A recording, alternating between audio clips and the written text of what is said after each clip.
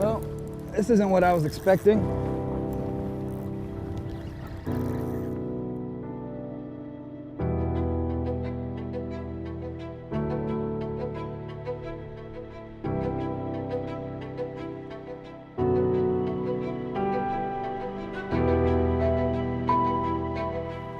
Double! Double!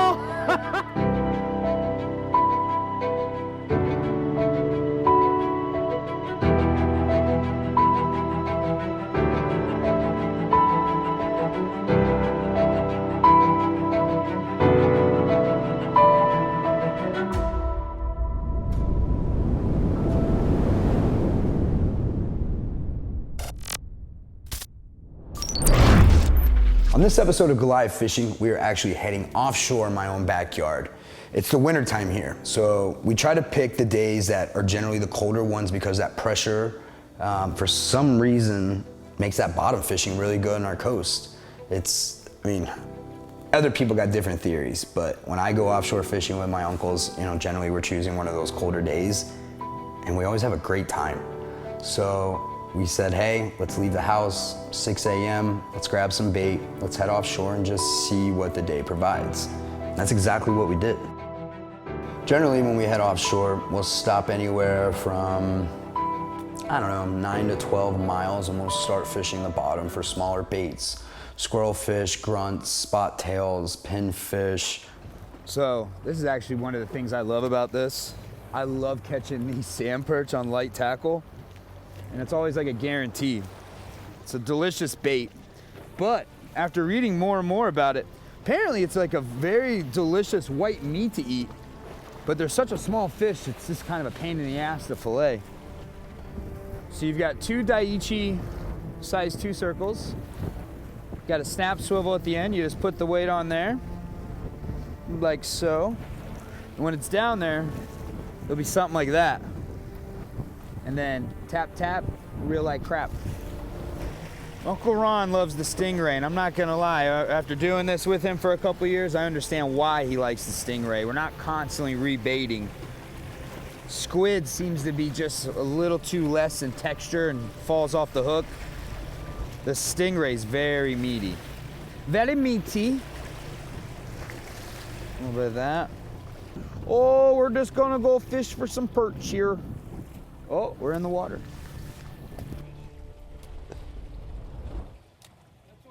There we go. Hey now. Ray, were you setting on the bottom or bouncing off the bottom? Son of a bitch.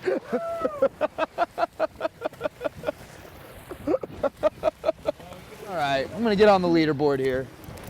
Oh, this might be a double.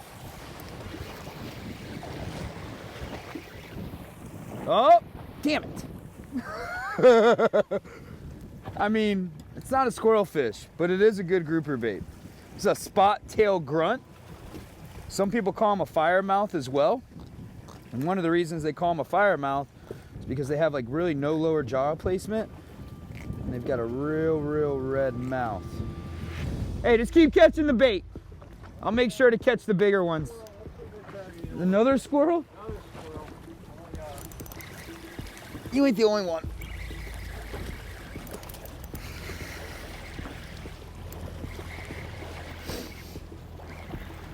Oh, finally a squirrel fish. So, a squirrel fish, also known as the sand perch, has very sharp gill plates. So if you notice, I'm very fragile with it because you don't want to start your day with prickly fingers.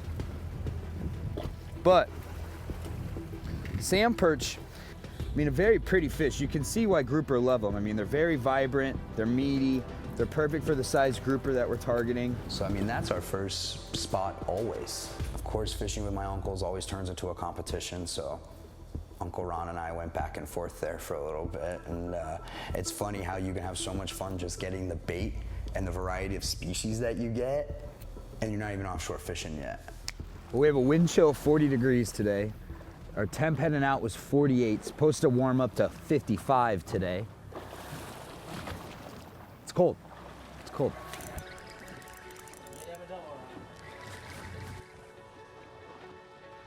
So this is actually what we are chasing today, the red grouper.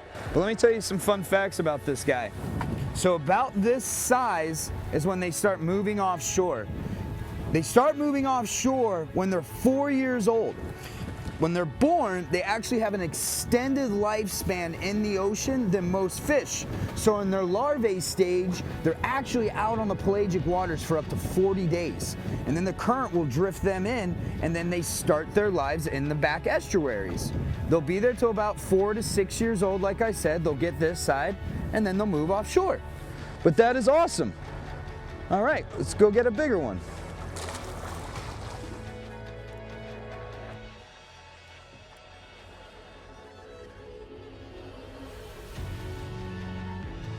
Look at that. But you can see the porgy, he'll have that straight edge head, but very, very blue vibrant. And once again, you know, the more vibrant the fish, it's usually for some type of mating. So we headed off from there. We had about another 15 miles. So now we're sitting about 25 to 28 miles offshore. And now we're looking for a hard bottom with pockets. And it's what we call Swiss cheese. Now, Swiss cheese will hold a variety of species, but one of the particular species that we're looking for today is the red grouper, and that's generally their home. But there was a particular mark that I kept seeing, and for some reason, we weren't getting those fish on that mark. So I said, let's switch it up a little bit. I'm gonna go a little bit lighter tackle, a little smaller bait. Maybe it's some hogfish, maybe it's a snapper spot, maybe it's American reds, who knows? And yeah, we found out pretty quick. Well, this isn't what I was expecting.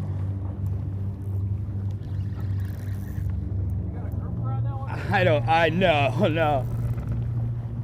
I just want to see what's down there, man. We've been given those good marks. Look at the size of this mangrove freaking snapper, Ron.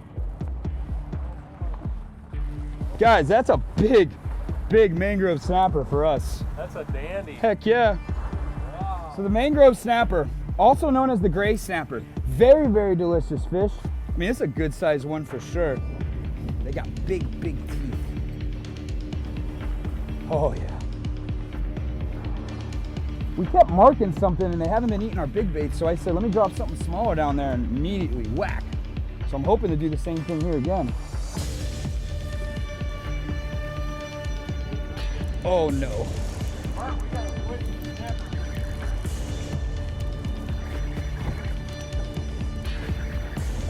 You know, that's the best thing about offshore fishing is you get to a spot, you try to go for one thing, you realize there's something else there, so you switch it up and, you know, that's a successful fishing trip.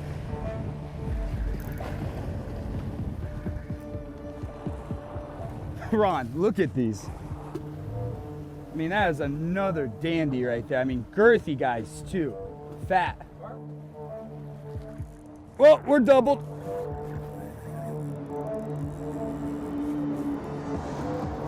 Man, this light tackle is so much fun out here.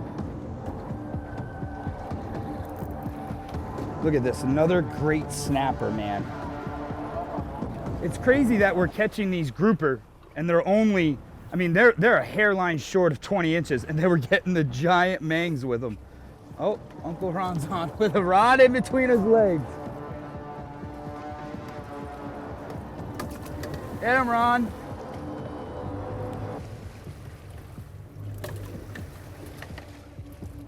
It's a gag grouper. So in 2005, they actually shut this fishery down. And then after studying it all the way up to 2014, they reopened it and realized the population was back under pressure.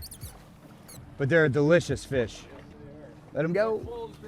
So now at our first spot, we've already caught our grouper, we've caught some snapper, and now we start thinking, you know, what can we do to spice this up a little bit? And I was like, we gotta go to Mohawk.